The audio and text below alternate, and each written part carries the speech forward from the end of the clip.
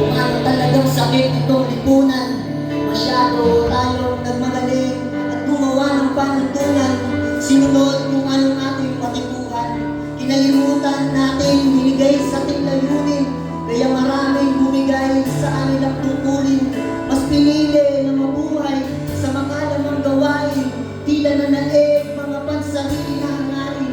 Madalas tayong mga tao mabilis na naaakit sa panlabas na kagandahan, sumasabit, di makabitaw ang pistola na nagdagit. Kahit alam natin mali, tuloy pa rin ang lumalapit.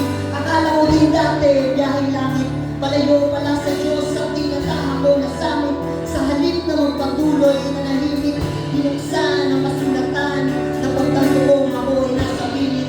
Ako ay nasa may pagitan ng dalawang direksyon. Ang pinabukasan ko ay nakabase sa aking desisyon. Ano ang ating tahati may meron tong destinasyon. Ngunit bawat tulo ay magkaiba ang sitwasyon.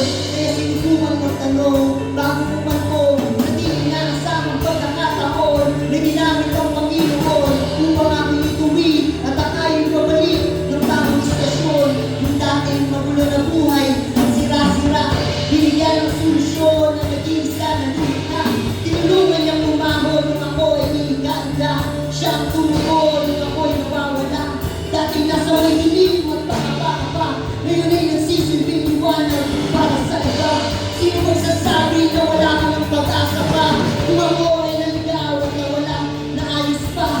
Pabihira ang Diyos na sa atin lumika. Pamilyang nasira, muli ang binigyan sila. Tinasaan ang kanyang krus para lang tayo'y magpos. Di niya nais na tayo'y manatiling namamalimos. Dahil ayaw na manatili tayo namamalimos sa gana ang pag-ibig ng Diyos. Lumapit ka sa kanyang presensya, lumuhod at aking pagbuhod. Lubos ang aking nakagalakan sa isang masalanang nagsisi at nagbalik loob. Kaya huwag kang mahiyang lumapit, malapit ang langit. Tumawag ka sa Kanya at tumawid.